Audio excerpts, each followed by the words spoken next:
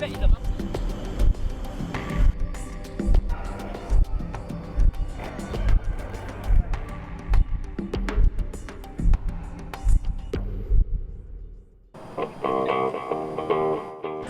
infantry coming over here is a huge gap because one that focuses much more on war tactics, but when come over here we focus much more on saving lives.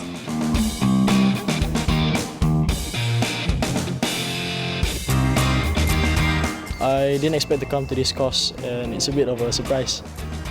But for now I'm glad to be in this course because I get to learn things that I don't get to learn outside. Training is done in a progressive manner to instill the right skill sets to enhance the confidence of the trainees.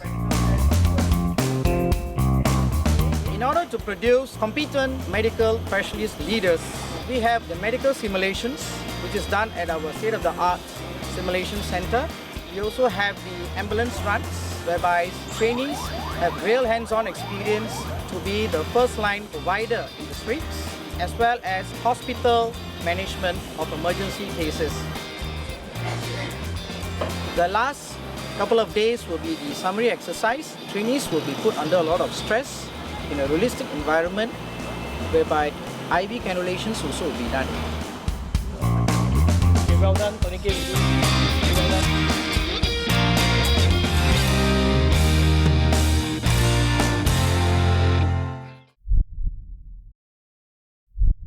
Okay, so I'm going to introduce to you the preparation phase followed by the actual conduct of the live IV itself. Prior to your live IV today, you are supposed to try on the dummy arm. What you see here is actually the dummy arm.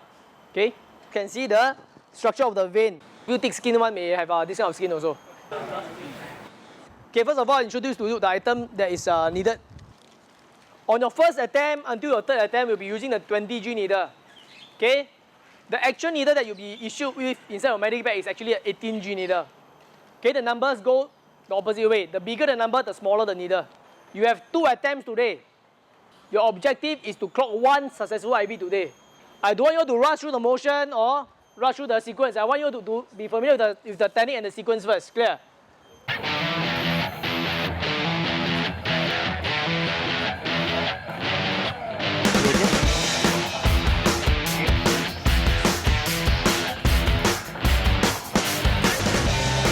Not many people are big fans of needles, myself included.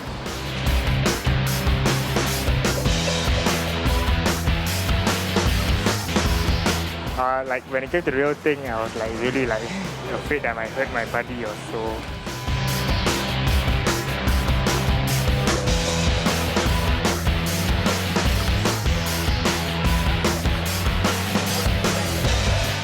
I'm a bit thankful that I got it within one shot instead of some people who didn't manage to do that.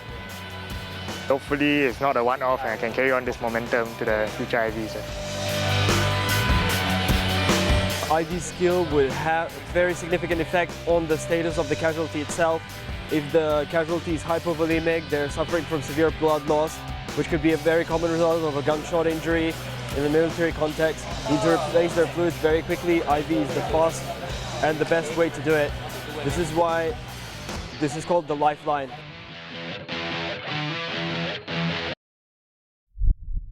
Today basically is our 5th IV session, so it wasn't a good day for me. Today what I learned was we must work very well under pressurized situation. The first 2 times my CSI took me, so I was a bit nervous and scared. I was quite worried when he didn't get the primary blood flow because he was poking the muscle evidently, because you can feel the sharp pain. It's a different kind of pain when the catheter enters the vein. The moment you agar, you cannot go on. Direction is very important until the direction is wrong. From the moment you insert the needle, I know your direction. You must be very sure where you are, where the needle is, where the vein is. You must be very sure. I actually prefer getting poked because you're under less stress. Even though the feeling isn't that good, but under the supervision of the commanders, you know you'll be safe through the whole thing.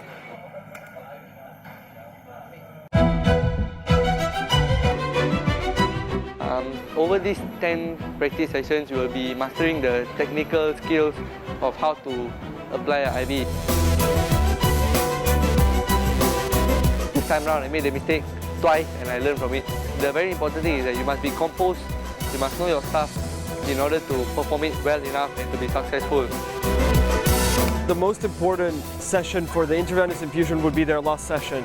That's the one that determines how much they have actually learned and how proficient they are with the skill itself.